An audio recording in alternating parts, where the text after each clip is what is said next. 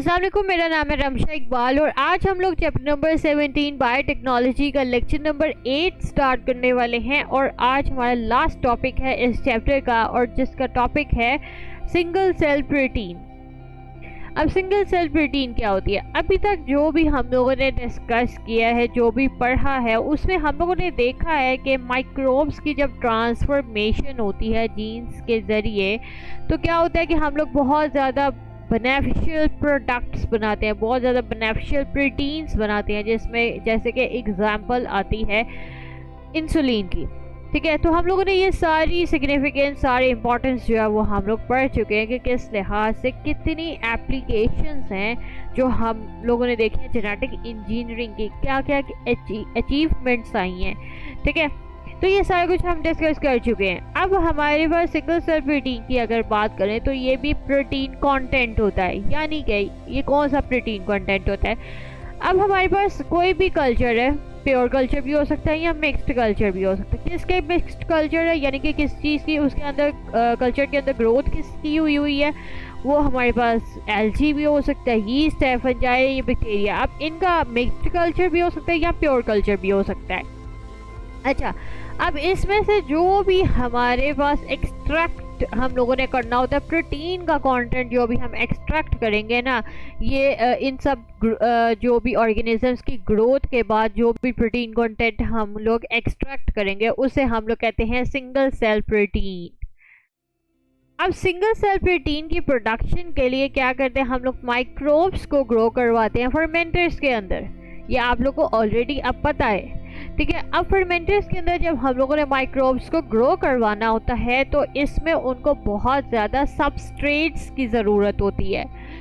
Substrates जिसमें जैसे कि आ सकता है हमारे पास एग्रीकल्चरल वेस्ट आ सकते हैं, इसके अलावा इंडस्ट्रियल वेस्ट आ सकते हैं, कोई भी नेचुरल गैस है जैसे कि मीथेन वगैरह है, इस तरह की गैसेस आ सकती हैं। तो इसमें ये जो भी सबस्ट्रेट वो माइक्रोब्स जो यूटिलाइज करते हैं उनको बहुत ज़्यादा चाहिए होता है, और माइक्रोब्स उनको यूटिलाइज करते हैं, फर्मेंटर्स के अंदर ग्रो करेंगे और प्रोडक्ट्स बनाते हैं। अब माइक्रोब्स क्या करते हैं, जब वो इतना ज़्यादा सबस्ट्रेट वो इनटेक यूटिलाइज करेंगे तो क्या होगा, वो ग्रो करेंगे विगरसली, बहुत ज़्यादा ग्रो करेंगे और हाई यील्ड ऑफ प्रोटीन हमारे पास आ जाएगी। अब ये जो प्रोटीन का कंटेंट हमारे पास आया है माइक्रोब से, इसको हम लोग कहते हैं नोवल प्रोटीन या मिनी फूड कहते हैं। फ्यूचर में अगर हम बात करें कि फूड स्टोरेज प्रॉब्लम्स बहुत ज़्यादा होंगी कि फूड को कैसे स्टोर किया जाए, तो इसकी बेटर मैनेजमेंट के लिए क्या किया हम लोगों ने, माइक्रोब्स को यूज़ करना शुरू कर दिया as the producers of single cell protein.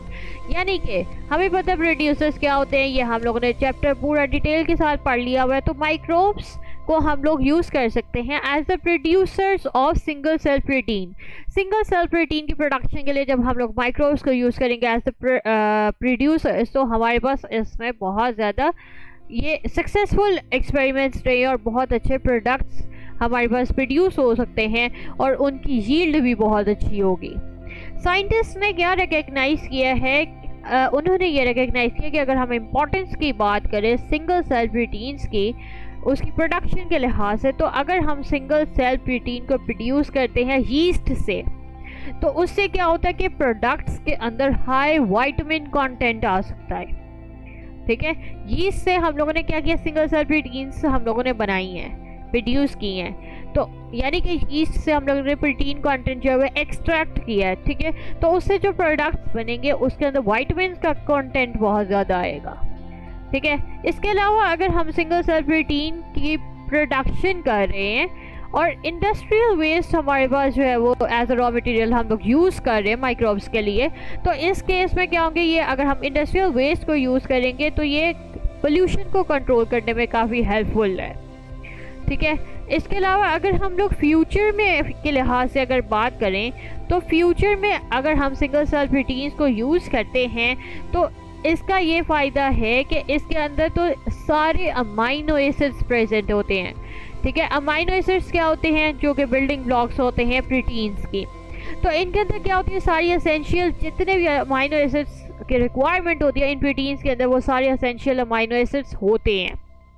अच्छा, कुछ हमारे पास होते हैं नॉन एसेंशियल अमाइनो एसिड्स और कुछ होते हैं एसेंशियल अमाइनो एसिड्स। ये आप हायर क्लासेस में स्टडी करेंगे।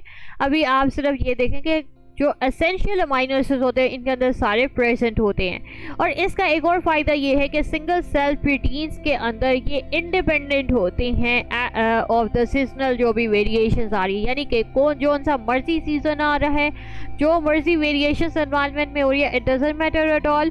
और सिंगल सेल प्रोटीन के हम लोग जो है वो प्रोडक्शन कर सकते हैं। ठीक है, बहुत ही ज़्यादा इजी टॉपिक था। मैं ये आप लोग तो अपनी वर्डिंग में भी लिख सकते हैं। सिंपल आपने क्या करनी है, उसकी सिग्निफिकेंस बतानी है और उसकी डेफिनेशन वगैरह बताएंगे।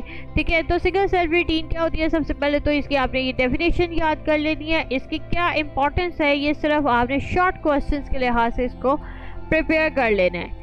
It is known as single cell protein because the microorganisms used as the producers are unicellular or filamentous individual।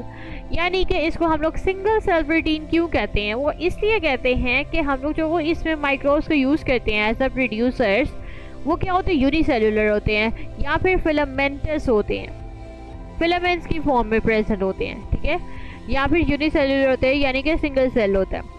Single cell protein is gaining popularity day by day because it requires limited land area for the production। यानी कि इसको बहुत कम area चाहिए होता है इसकी production के लिए, तो ये बहुत ज़्यादा पॉपुलर होता जा रहा है डे बाय डे। तो सिंपल आपने इसको शॉर्ट क्वेश्चंस के लिए और एमसीक्यूज़ के लिए प्रिपेयर करना है। सिर्फ डेफिनेशन और इम्पोर्टेंस के लिहाज से दो चार लाइनें आप लिख लीजिएगा। तो अगर आपको वीडियो पसंद आई है तो लाइक करें, शेयर करें, सब्सक्राइब करें। लिंक आपको नोट्स का डिस्क्रिप्शन में मिल जाएगा। साथ में एक और लिंक दिया हुआ है जो कि फुल बुक है। अगर आपने वहाँ से स्टडी करना है तो आप वहाँ से भी कर सकते हैं। अगर किसी चीज़ की समझ नहीं आई तो नीचे आप कमेंट्स में पूछें। तो आज के लिए इतना ही। अल्लाह हाफिज़।